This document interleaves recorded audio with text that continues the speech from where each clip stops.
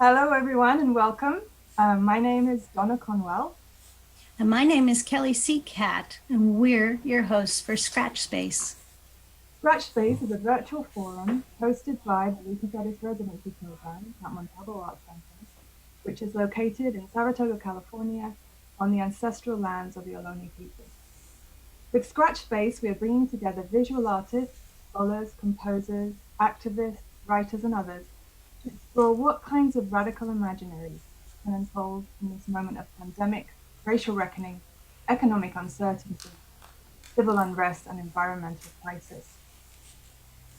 We're interested in how we think about what is possible, how we use our imaginations to build a better present and future, and how we can retool and create better and more equitable models for living and working together.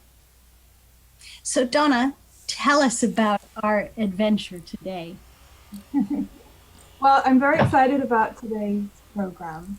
One of the aspects we've really been enjoying about working on the Scratch Space series is the opportunity to showcase how artists are finding new experimental ways to collaborate, create, and share remotely using virtual platforms. And I'm thinking about Margaret Lorena Kemp's and Tiffany Now film streaming, Maria Hupfield and Natalie Diaz's experimental exhibition walkthrough and conversations.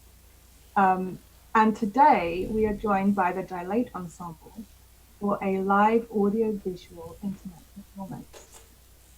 At the onset of COVID-19, while sheltering at home and during the nationwide lockdown, media artist and Lucas Artist Fellow Carole Kim began developing an intimate venue for her work under her computer, eventually creating a space for micro video installation. Carole then connected with a group of experimental musicians and performers, including Scott L. Miller, who is also as well as Gloria Damijan, Louisa Moore, and John Raskin at NowNet Arts Lab. And together they formed the DILATE Ensemble and began to create improvised live audio-visual performances via the internet. Each of these performances have revealed a different winding path through Carole's installation under the table. An installation space that can appear microscopic at one moment and hugely expansive at the next. They're going to be joined by a special guest collaborator, Paul Chavez, who is a longtime friend and frequent collaborator of Carole's. And we're very excited to share with you their latest performance today, which is titled On Memory 2, Scaling the Palace. And this is a live experience. So we're going to go on this adventure together. And we're very excited to share this with you. It's absolutely true, Donna. It's been fun to hear them practicing, rehearsing. It's like we're in the theater and getting ready to go. Nathan Zanon, I want to give a shout out to. He's our production manager for Scratch Space. He'll list full bios in the chat, and he'll be our producer behind the scenes. Donna and I and Nathan will disappear, and Carole and Scott Miller will introduce the performance and the performers. The performance should last for about 30 minutes. It'll be followed by discussion with the artists and a Q&A about the work and the process that goes into creating live streaming performances. We thank you all, and we'll see you very soon.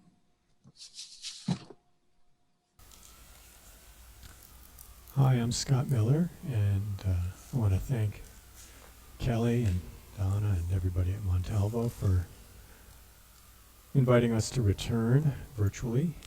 Montalvo is always a wonderful place to go to make art, meet other artists, think about art, just generally live a civilized life, and it's just a wonderful opportunity to be back again.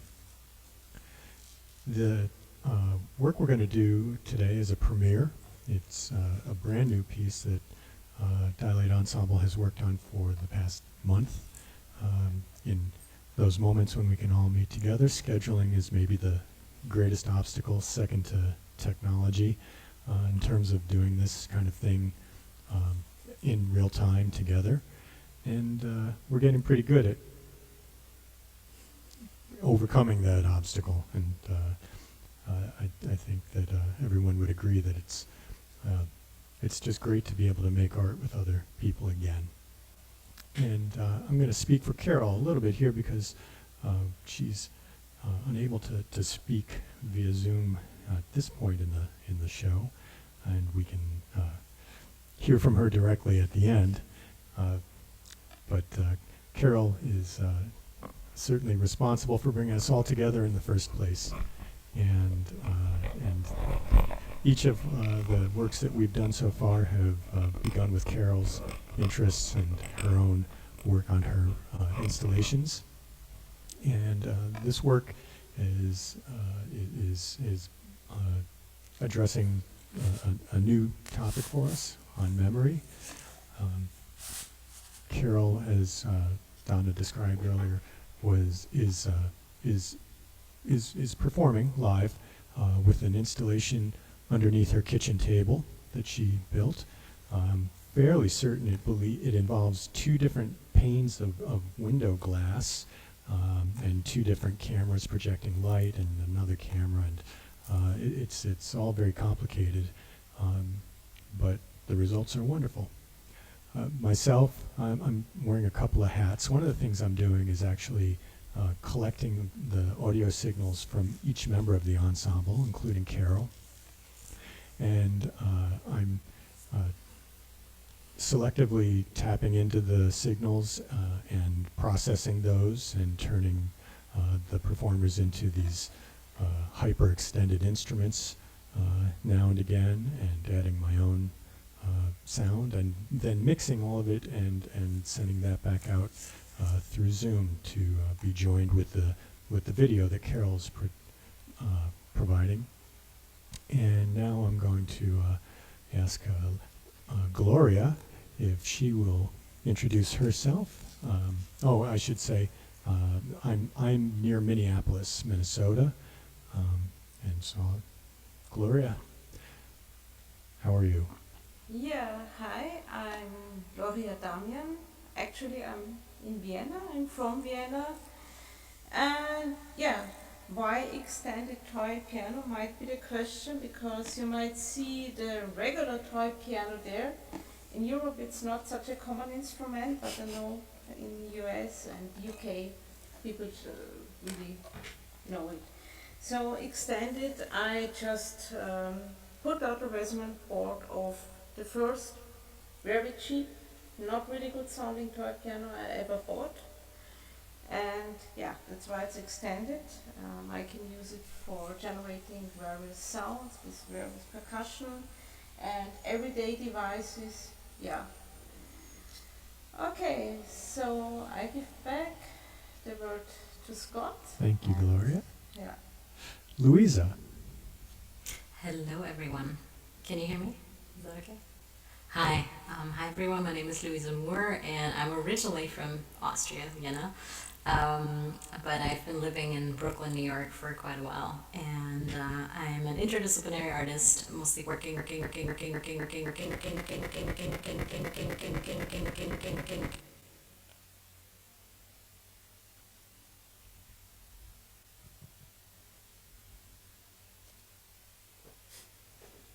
Seem to have lost Louisa.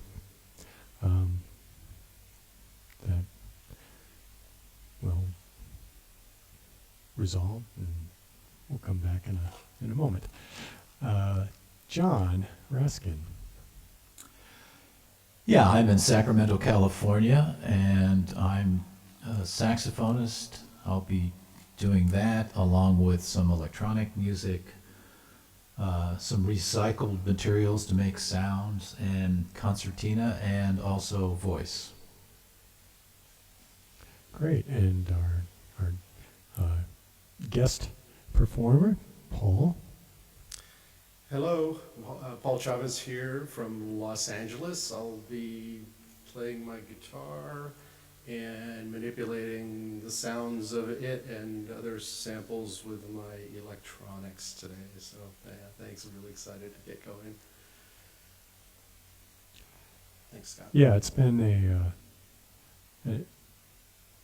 one of the, I'd say, natural and wonderful aspects of this ensemble that we were able to seamlessly fold Paul into the mix just a month ago for this piece, and it's, I think, a testament to all of the members'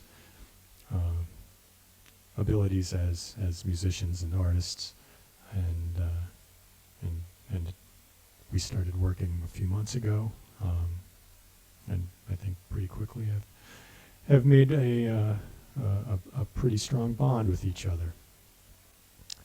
So, Louisa, would you care to tell us a little bit more about working? Can you guys hear me on Zoom now? I'm trying to log back into Netty. Can you hear me? Yes. Okay, so sorry guys. I've been having dropouts all day. My computer just freezes and I get kicked out. So that might happen. I'm doing my best. But so, sorry, I don't know where you left off. But just to close up, yeah, I'm super blessed to be with these wonderful humans. It's been an amazing ride. And I'll be reading like excerpt bits, words. I work a lot with voice and taking voice apart, extended voice as well, from my dream journal. So, Carole's just saying you cannot hear me. I hope that's not true. But yeah, okay, good. Donna can, so that's good. I hope this won't happen again. Let's hope my computer can take it. Thank you, Scott. Great, thank you. So, Louisa, why don't you reconnect to Nettie, and I'll buy us a little bit of time while that happens. I know that Carole is getting her video mixer together, and I just want to make sure once Louisa's connected that I've got a good strong signal from her, and we'll be able to begin. One of the things about this piece that I like very much, as Louisa mentioned, she'll be reading. We have a nice mixture of text in addition to traditional instrumental sounds, I guess traditional electronic instrument sounds. For instance, maybe you can see Paul's holding a guitar in his hands, which would count as an old-timey traditional electronic instrument compared to some of the new things we're working with. And then I think you'll all enjoy seeing some of the instruments that John plays that raise an eyebrow now and again when I see them suddenly in the camera.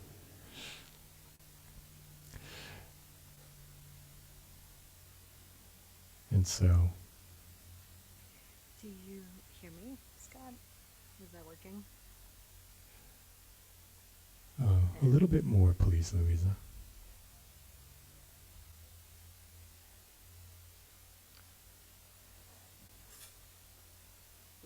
Working.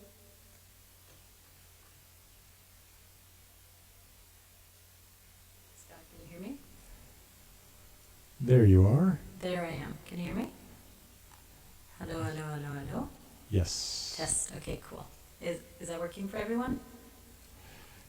It is. Yes? You may Okay. want to increase the block size on your audio Should I put 2x? settings. Yes, please. I will. Thank you. I'm on 256 right now. I hope that's okay. Yeah. So I have strong signals from everybody. I just want to repeat that Carole was unable to be heard on Zoom during this portion of the webinar, but after the performance we'll have a question and answer session with Kelly and Donna, and Carole will be able to join us then, and we can speak to her directly about her work and our work together. So I'm just going to ask all of our members again to disconnect from Zoom audio at this point, and we will be ready to begin.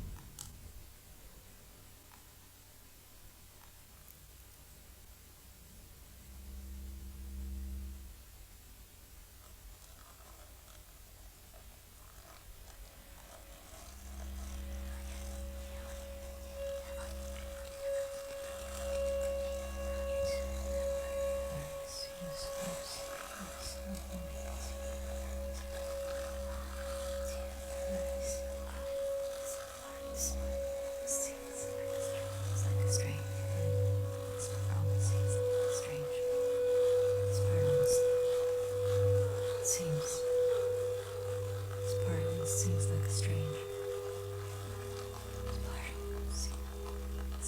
memory.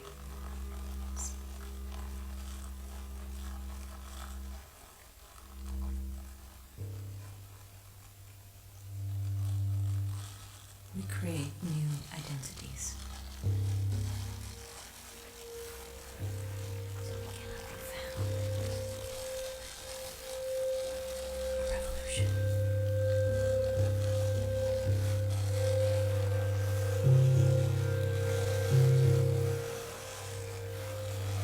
She laid out the sword on the bed. Revolution.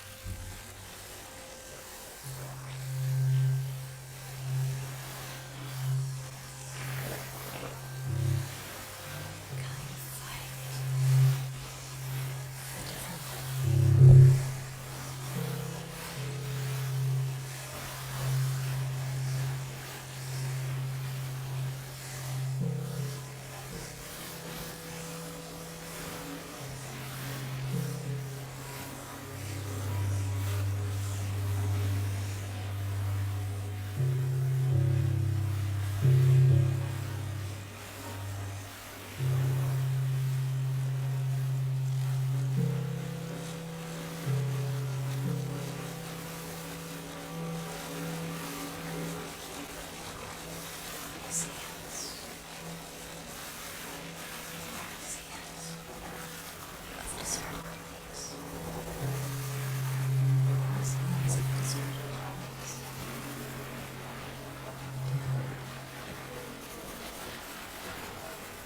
I am always conscious. Certainty senses, rich essence. Of the disquieting runs of light slipping by.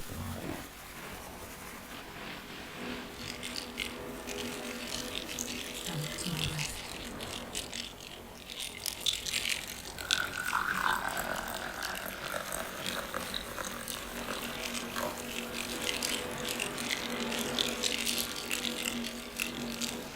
That the message remains undelivered.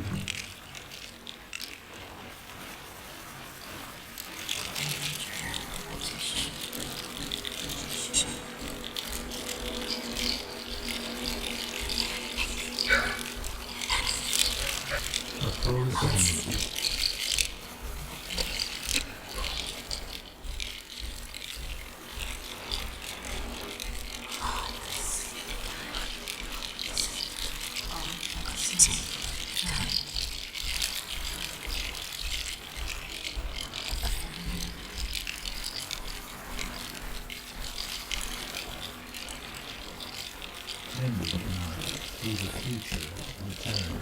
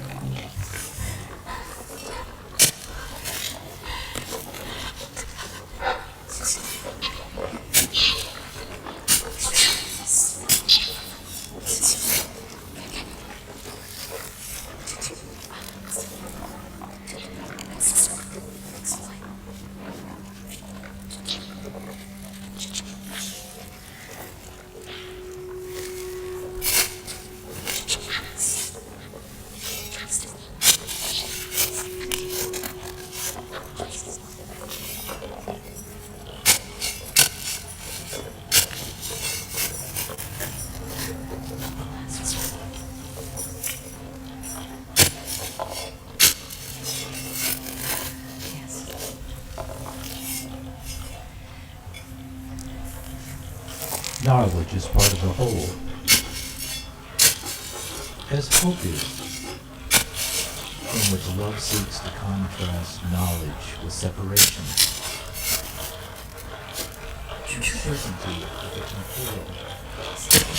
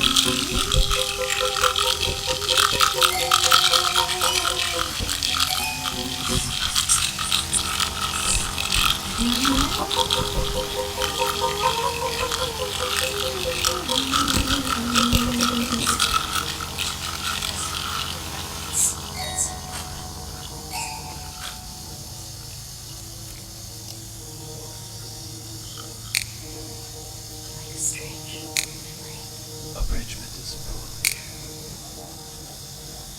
like a lopping poem.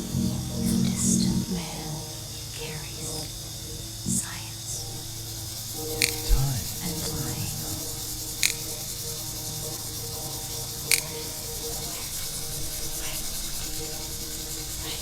necessity is the limit. And I think this is what counts. You see, what did you see?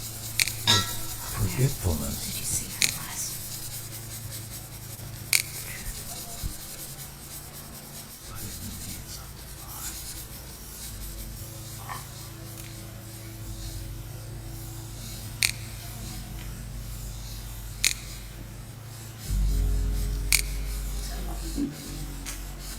That's what it sounds like.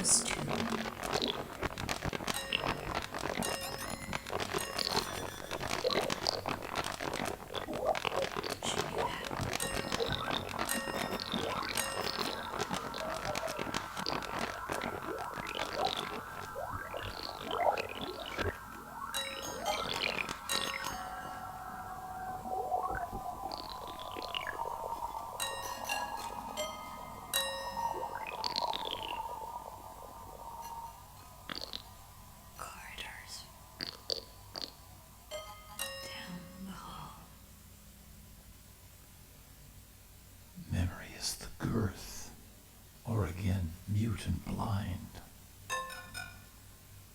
at its disposal, and each can express, say, moral attitudes, does not have the power to say different things at one time,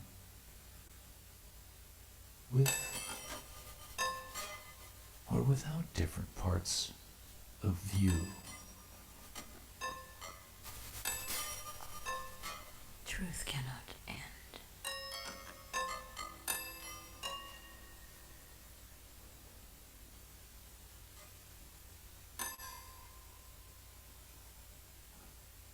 We begin.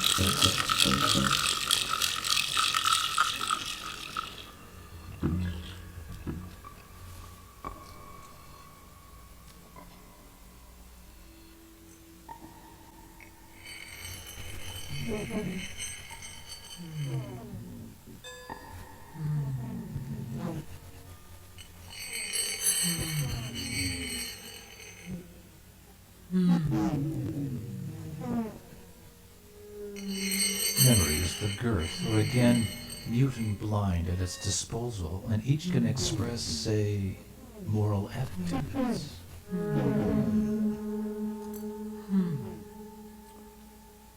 Or a body element.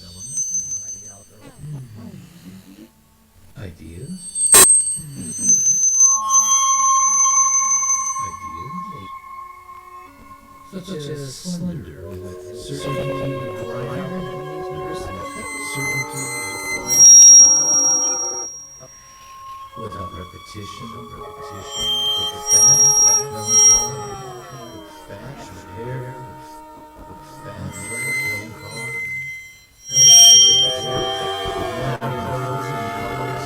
versatile.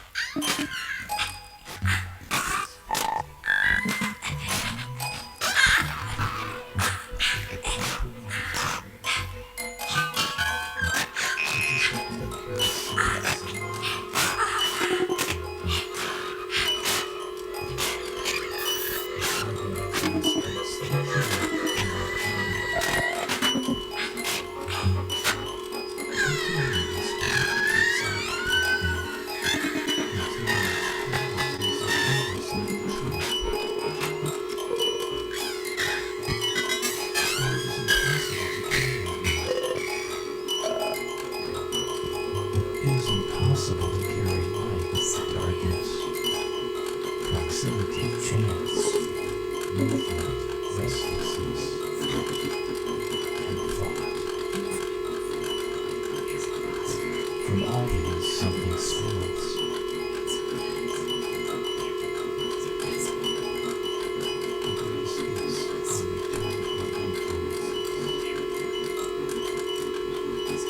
Something beauty turns my attention to, and captions beyond words. Courage, someone peace beyond control.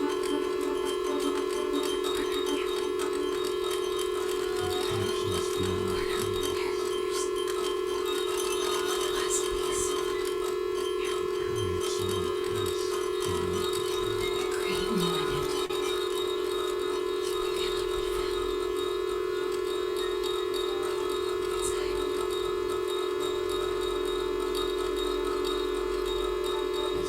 tremor of the earth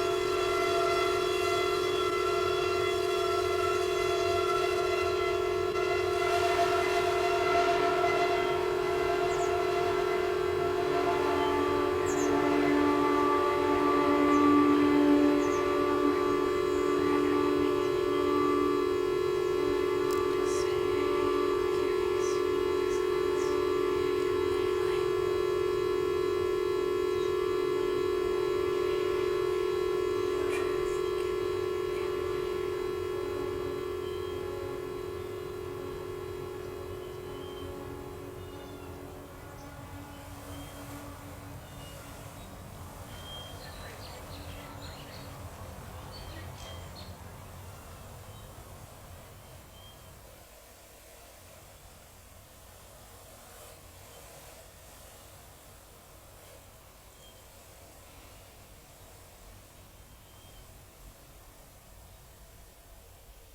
fade.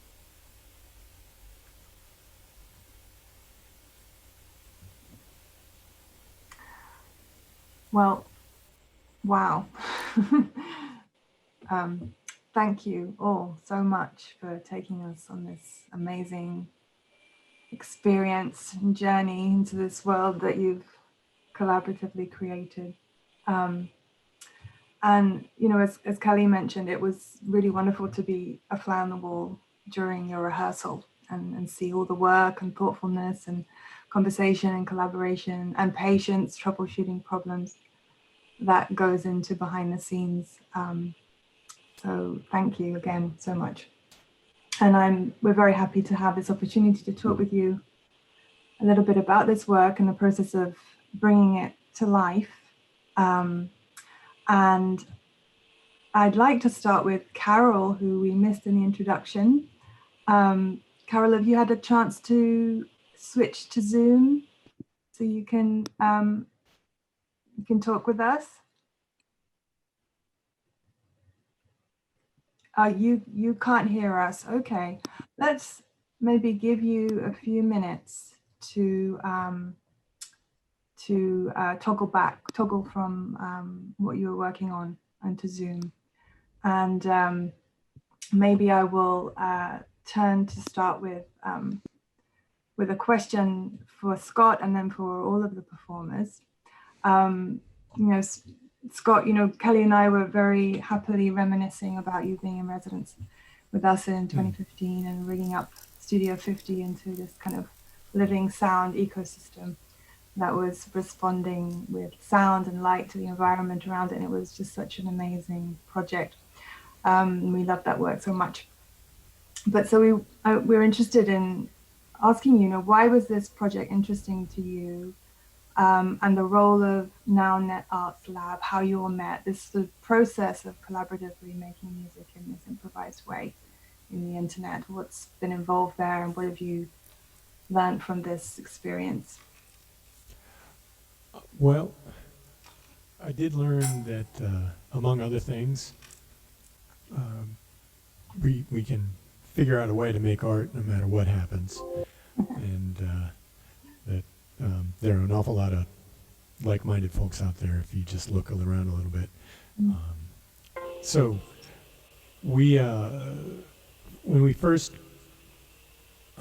met, it was actually through this organization called NowNet Arts Ensemble, which has been running a lab ensemble since March, with the idea that we're simply an experimental test group for finding out what's possible to do telematically across the internet, and if it was possible to continue to make music in a real-time way without sacrificing anything. And so we've, the technological hurdles aside, I mean, there's plenty to discuss there, but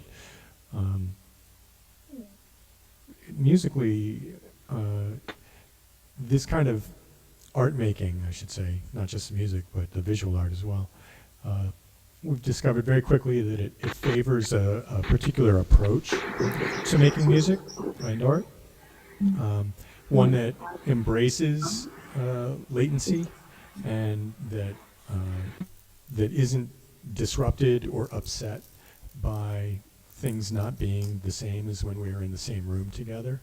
And so I guess as much as it favors a certain kind of art making, it actually favors a certain kind of artist with a certain attitude, being open to experimentation and adventures is a crucial important if you have very rigid ideas or expectations about how things need to go, you're going to be frustrated and disappointed very quickly.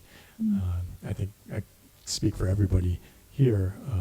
We've all gone through extended periods of frustration, but we stuck with it, and it really is a matter of keeping you cool and recognizing that you're surrounded by other people who've been there and who are supporting you, and we're all we have this one kind of goal in mind, which is to create art for people.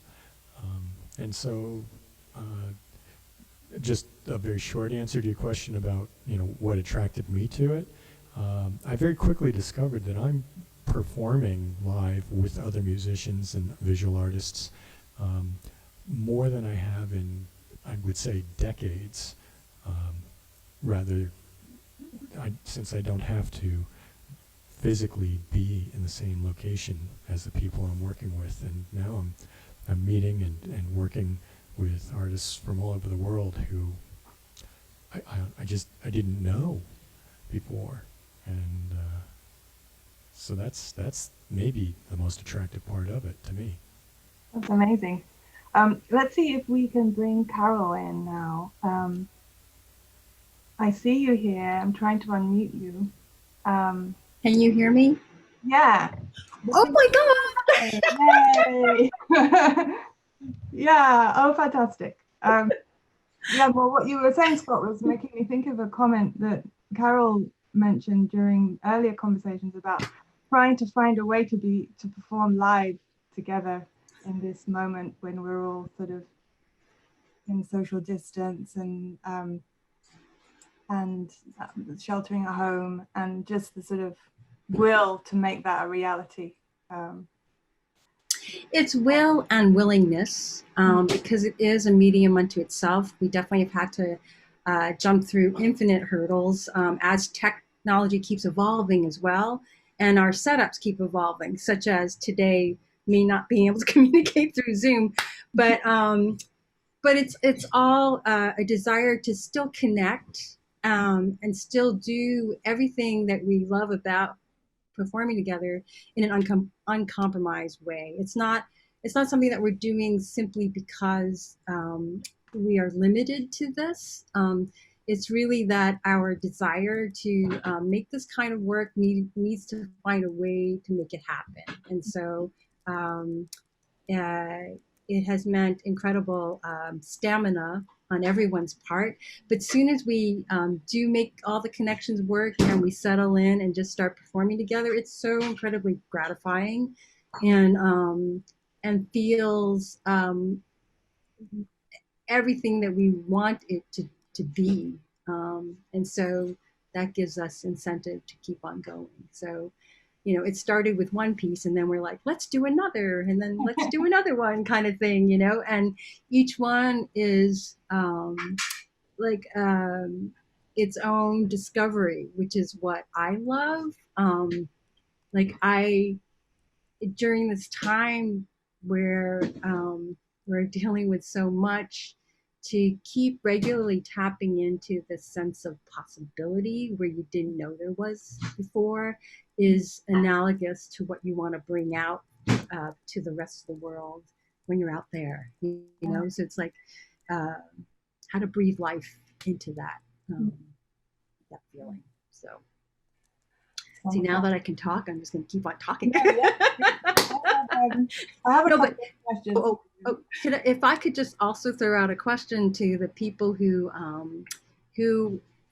have attended, and thank you so much for being here, is you know, something that we've been talking about all along is you know, what is live performance in this medium, and we've been figuring out what that means for us in terms of creating something, but we're also curious how it's perceived from the audience perspective. And in a day and age where there's so much screen-based stuff, can you feel how different it is for someone to be making it live and for it relying upon this heightened state of awareness that it's happening now in its own way,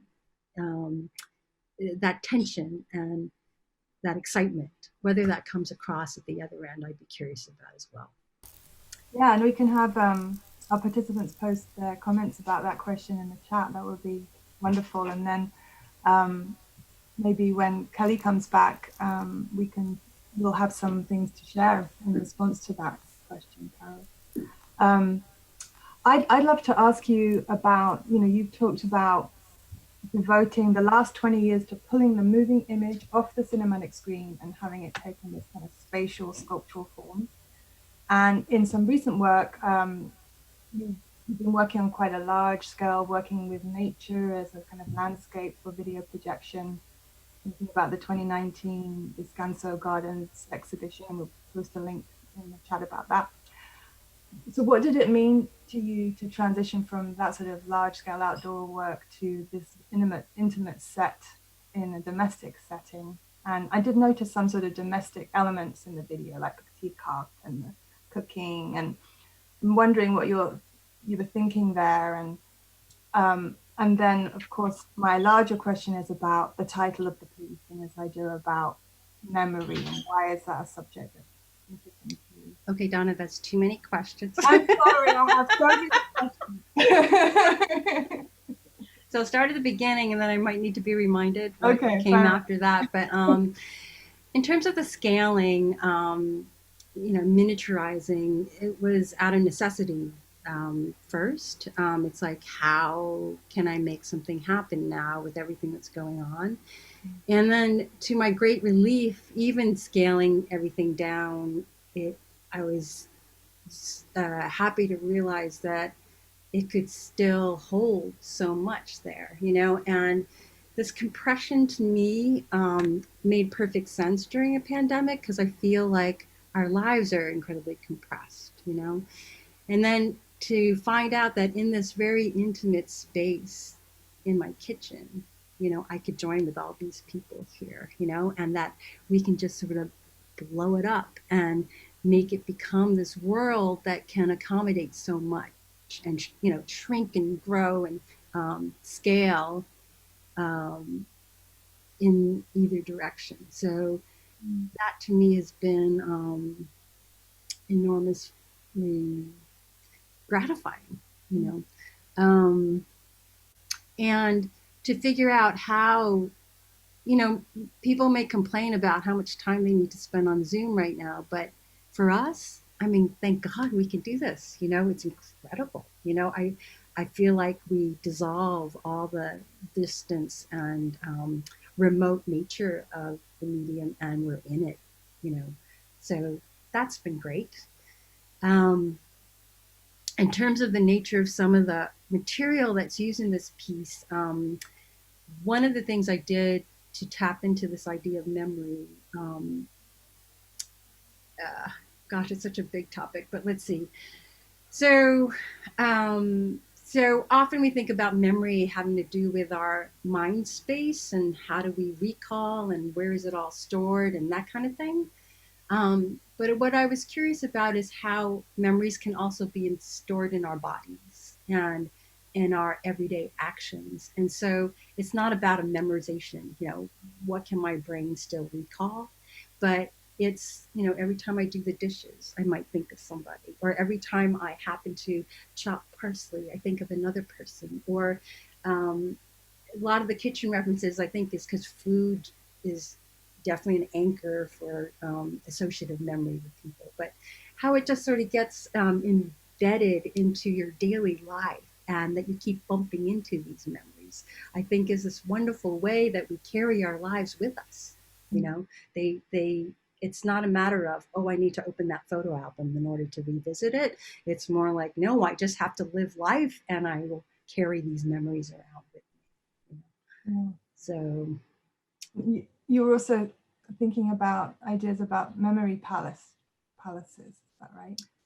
yeah, I mean, classically, the idea of a memory palace is like an aid memoir, you know, how you store memories in certain rooms. And then as you tour the rooms in your mind, all this recollection can happen. But I guess what I love contemplating is that it need not be that complex of an architecture, you know, that there, there, there are all these nooks and crannies where we sort of store our memories, right? Or for instance, you know, my mom is struggling with her memory now, and her memory is shifting from the now and more into her past. And I'm hearing stories I never heard before. So that's a different kind of access. It's like rooms that I didn't even know existed, we're exploring together. So that's been interesting.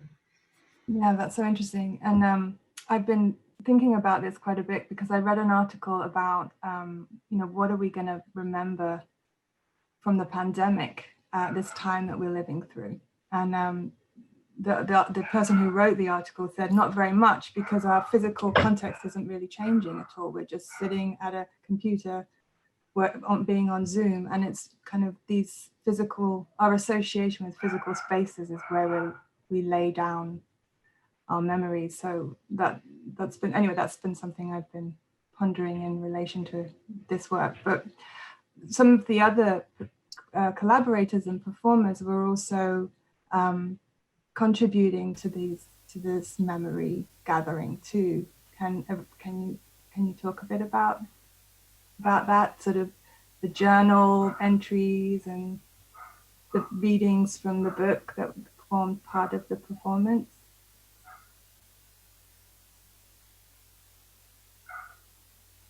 Uh-oh, can we hear Louisa?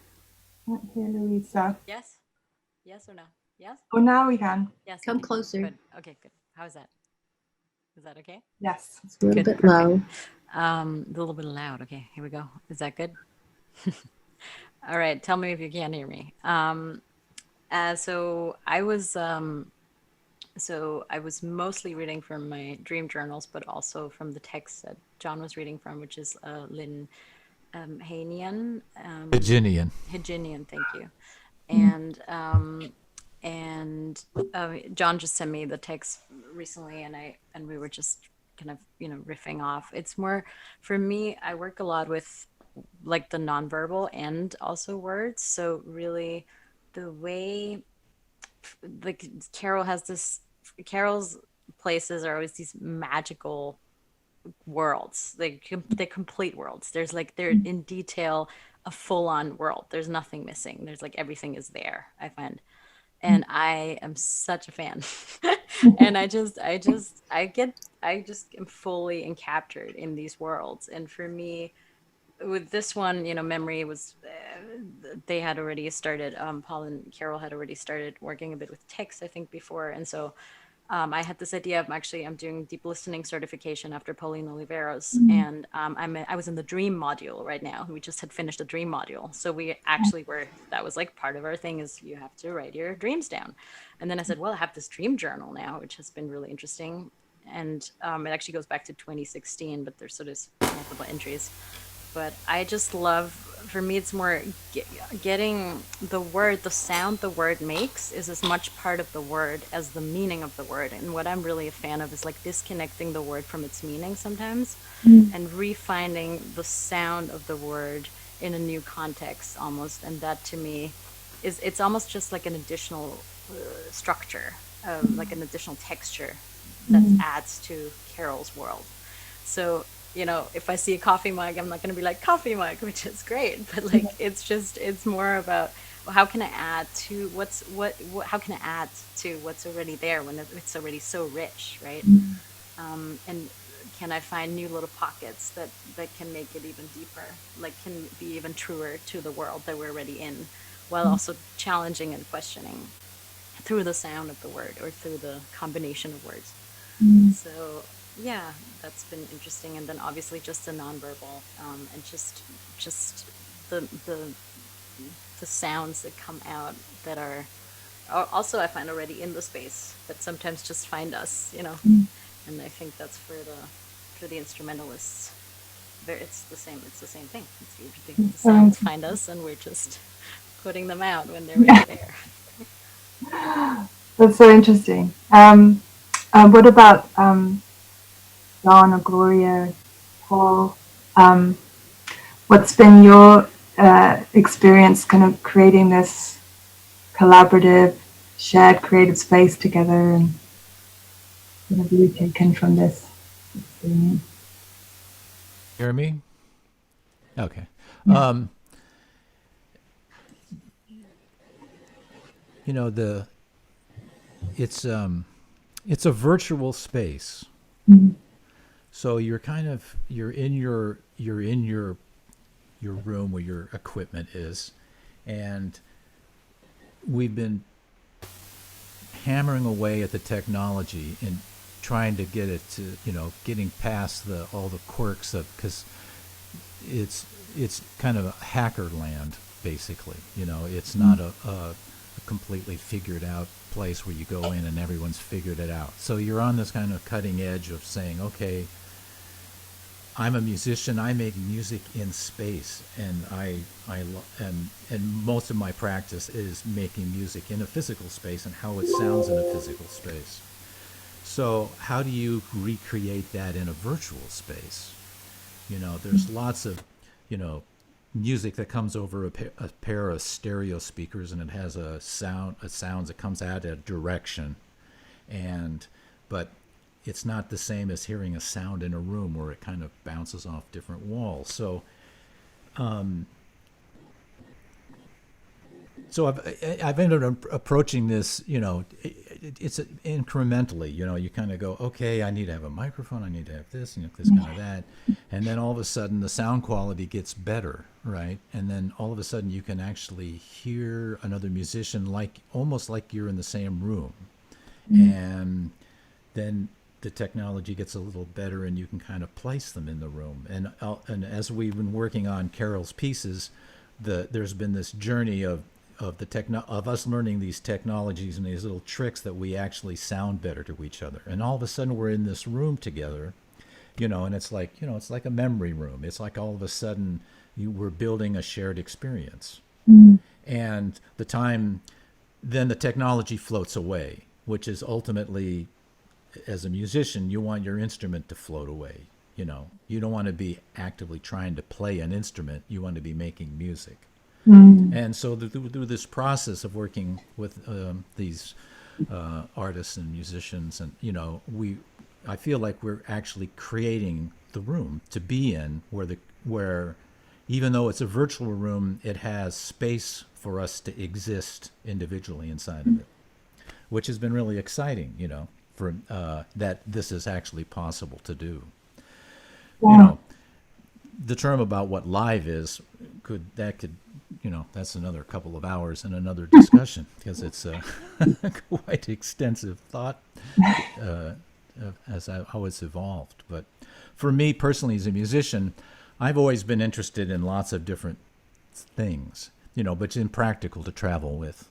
So I realized, I can take out all these little gadgets that I like to play and incorporate them in the creative process. And oddly enough, when you're with a microphone, it gives a democracy to the sounds, because a small sound can sound as large as a big, loud sound. So all these things that have tiny little sounds, you can actually then incorporate them, and they can have a place in with all the other instruments.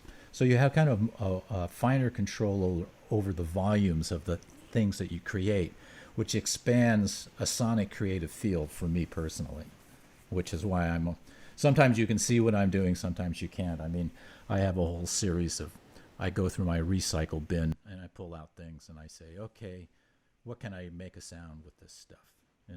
Fantastic. It's kind of like, so it's kind of an opportunity to say, okay, I'm asking questions that wouldn't normally be viable to ask as a musician.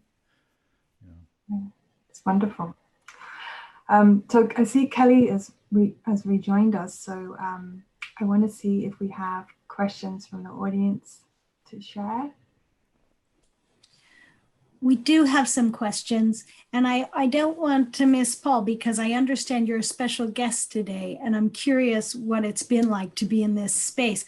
This has been a huge treat for me. I mean, understanding that you've all met in this time of COVID, when, we're doing a lot of conversation around isolation and loneliness at Montalvo, and this is the example of connection. And it's also being improv for me. The other observation, Donna and I this week were talking about, caring for each other and empathy, and this idea of giving people space to watch you test out this technology and struggle with it and make space for that struggle in real time. So Paul, I'd like you to just respond to your moment here. Thank you, Kelly. Can you hear me okay? Perfect. So, Carole and I have worked together several times in the past, and I come to this as a fan as well, Louisa. Like I saw Carole's work, and it looked like what I hear in my head. So I was kind of crazy happy to finally get the opportunity to work with her, and having worked with her for a little while, we've developed a dialogue, but. Then this came along, and it was sort of, we had worked on the predecessor, I guess, to this piece, and so she invited me to be a guest, and I'm very honored to play with these incredible musicians. It's been wonderful.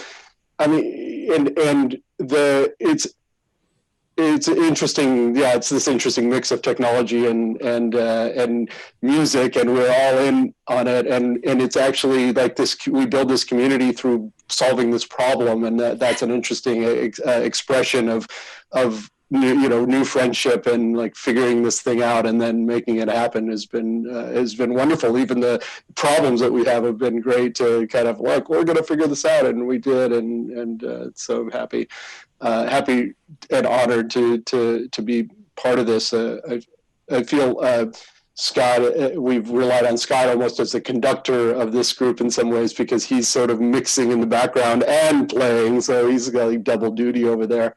But yeah, thanks for asking. He also keeps that Scott Miller steady, right? Absolutely. Nothing ruffles him. We're all good all the way through. It's awesome.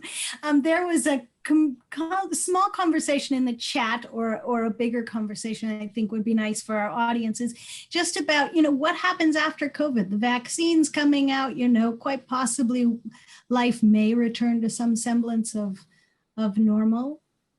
And then what happens with this space? What happens with the ensemble? Because this feels to me, running an international program, like a really incredible kind of space to hold on to in some ways, but But that's me. I'd like to hear from all of you. The fuzzy future. Right.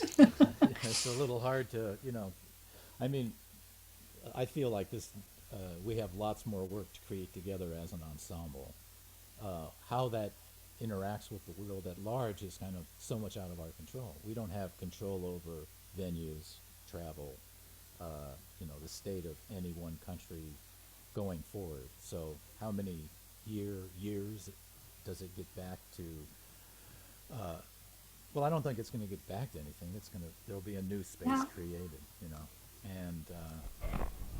and on many ways, this is going to be a tool that everyone will use. I mean, the fact that you can get work together in a group like this, and then then you can work on something, and then if there's a physical place to meet and actually do it, you're ahead of the game, in terms of the traditional way of working. So I think it won't ever go away. It'll just be incorporated in whatever comes whatever comes in the future for performance. How is Montalvo doing? You're a venue, so it's on, but as musicians, we're sitting there going, who's going to survive? Who can get past this? Early on, we had somebody describe the Zoom space to us as this new global square. Mm-hmm. It feels a bit like that. And if we, kind of, yield to it and allow it to be that, some magical things can happen. I have something from Facebook, and I will try and articulate it. This is from Nina Weissman, who just was really delighted with the performance and loved the simplicity and the domesticity of the hand characters early on, occupied simply reaching, cutting, mixing, shaping liquid and solid in a setting of kitchen tools, plants to a large part. These fundamental human acts and natural components disappeared. Things feel more post-apocalyptic. The human makes only a brief return in the end. And she's curious about the score and the improv and really kind of where the human fits into the possibilities of the future. And then goes on to qualify it to say maybe it's more about the narrative, the visual narrative. I wonder, Carole, if you can respond to some of that. The world is absolutely incredible. I've been telling people, yes, and she made a space under her kitchen table. And what? And just to jump in there too, there is a question that came in the chat that they're asking for a little bit more information about the creative process of how this came to be, like what came first. So maybe that could be like a two-parter response, Carole. More double questions for you to deal with. Well, I mean, first of all, I invest in building the world. What is this world? What shines in this world? What does this, and each installation calls for its own set of demands and likes and wants and stuff. And then so it's all about me kind of getting to know it. How does it behave? It's almost like an organism in my mind, a new one each time. And so I try to explore that a bit, see what kind of shapes want to happen. And then I call all these guys on board. And then as soon as I hear sound to me is like its own medium fleshing out this world also. And so it helps point to the added details that I want to have emerge out of it. The worlds that I'm creating, I like to have them be, and the narrative, to be evocative. But one thing we talked about using text for the first time in our pieces is that I said I didn't want there to be a master narrative. I wanted it to be a weave of voices, a weave, and the fact that I was using very specific footage of concrete actions. This is all kind of new. So I wanted this thing that, maybe something would come to the foreground, but then recede, and then just have it be this sort of complex landscape that you could piece together. And maybe you're left with a feeling, or maybe you're left with a suggestion, or movement, evolution, um, but not a very beginning, middle, end sort of feel. And the post apocalyptic does figure in there without being overly dystopic, I guess. I want there to be hope. I want there to be a sense of no, we can break this. When things are broken, we can slowly rebuild. And for me, a rebuild happens in the details, in the small gestures, the small increments that add up. So if the beginning pieces are inspired by the right things, it will grow into something, fabulous kind of thing. So did that answer the question? I think that was just fine. I think to Donna's, I have an echo. I think to Donna's asking the question that somebody wants to hear just a little bit more about the creative process. And I think, Scott, it might be interesting if you could share what in the world you're doing back there in that little circle. Good luck with that. And also, maybe we could hear a little from Gloria. Yeah. So it's a bit difficult to recall the whole process, but in this case we simply start with playing together, all the musicians, and try to get on the same wave, and yeah, and that was very nice, I think, and yeah, it was very enjoyable and good experience to see, okay, we fit together as musicians. And then Carole came with the ideas for the first video, and then we thought how we to do with the texture, how to develop the dynamic in the communication between the visuals and us as musicians. Yeah. So, and then we went on meeting and discussing these topics. Yeah, in further project, it was the other way around. Carole Kim with visuals and with some ideas and how to make sound. And then we followed up. And it also depends. We have meanwhile 3 projects together.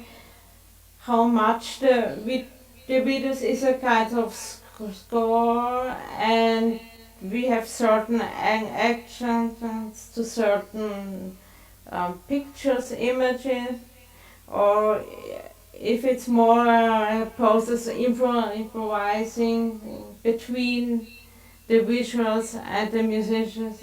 So it's very difficult, very rich, every time a little bit different. Yeah. I think this group has a particularly strong sense of moving together wherever it goes. And then the conversation kind of goes to, do we ever want to have landing points where we make a radical shift or a marked intention gets inserted? Or it's very easy to talk in qualitative terms, like what needs to change from here to here. And it could be something like it needs to be a little more smushed or something like that, and people will, it's open to interpretation, but we've made that agreement that might happen. Scott, do you want to speak to it? Yeah. So far, so this is our 3rd unique work, and each one has taken its own trajectory. Carole had a very clear vision with the first work, and provided the equivalent of a structured improv score for us. With this work, this was considerably more open in terms of how it worked. Plus, we were meeting and performing with Paul for the first time, so that opened up a new, well, you know, the new is just new. I mean, you know, how are we going to work together? And really, we just connected and started making music. Carole was very, very busy earlier in October when we first met, and so we were just seeing like what does it even sound like if we all make sound together, and we were also sorting out some new networking technology that has been pretty solid. It's still exciting sometimes in a way that we wish it weren't, but it's come a long way in the past few months, boy. Back in May, I would have people, I was making them call me on Skype and then on Zoom, and then I would have a second Zoom session open so that I could have all these different connections, audio connections, independent of each other, and then creating crazy feedback loops across to Europe and then to LA and all meeting back here in Minnesota. That was fun. Yeah. What and the question, what do I do? As a musician, as you know, a lot of my work is directly inspired by the environment. A lot of the programming that I use is modeling the behavior of sounds in the environment, and then I guess a lot of my work, most people would probably label it soundscape or some sort of variation on that, or ambient, or you know, fit that mold. And so a big part of what I'm doing with this group is either processing the sounds that I'm given by the different performers in real time, and hopefully sometimes I tell them, and sometimes I let them discover it, that they have an awful lot of influence on the electronic side of things as well as their own performance, and hopefully they create a real-time dialogue with my computer over the internet. And then other times I'll sample them or capture them and save the sounds for later. That was a big part of my approach in this piece in terms of memory, to try and use sounds from earlier and have them reemerge as part of a texture, but all towards largely producing a soundscape that has three-dimensional depth, and that in the same way that Carole's video has visual depth by compositing and layering different layers of two-dimensional light, we can immerse ourselves in this space. And that's when I'm doing my job right, that happens too with the sound. And then, but then, you know, I'm also working as a mix engineer, and so I'm trying to make sure everybody is being heard, and that they're, you know, not simply working for me, but that we're working as an ensemble, and that's a big part of what I've been doing today. Well, that's wonderful.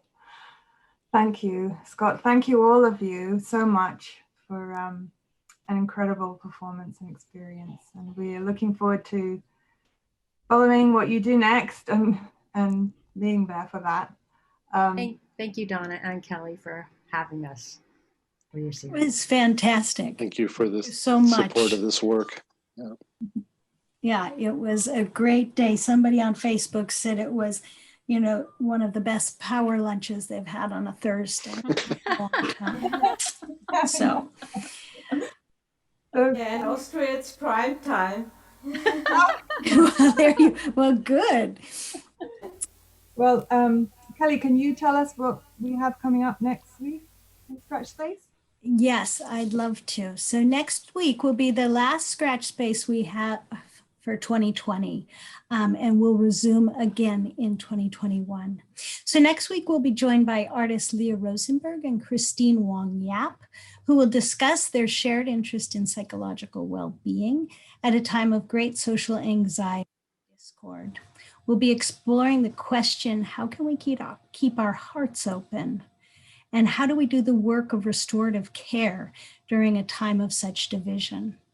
We'll discuss Christine's latest public works, including her portraits of real New York City medical workers displayed in Times Square as a message of gratitude during the COVID-19 crisis. Leah will discuss her recent installation, just opened, like a multivitamin, in the Women and Children's Wing of the Santa Clara Valley Medical Center, and to examine how color can support wellness, resiliency, and joy. And before we part, I want to also invite you all to join Montalvo this evening as we partner with Mosaic Silicon Valley and the San Jose Museum of Art and the Confederation of Ohlone People for the Hummingbird Circle, the first in a series of virtual conversations. This evening's presentation will be moderated by Ohlone culture bearer Charlene Egan Vasquez and Priya Das as they present and discuss the work of photographer Ruth Morgan and historian Janet Klinger. It's at 6 o'clock tonight. I can't thank you all enough. This is just to know there are places to play and meet people in this moment is incredible. And Carole, I love the underside of your table. You can join me there anytime, Kelly. Yay.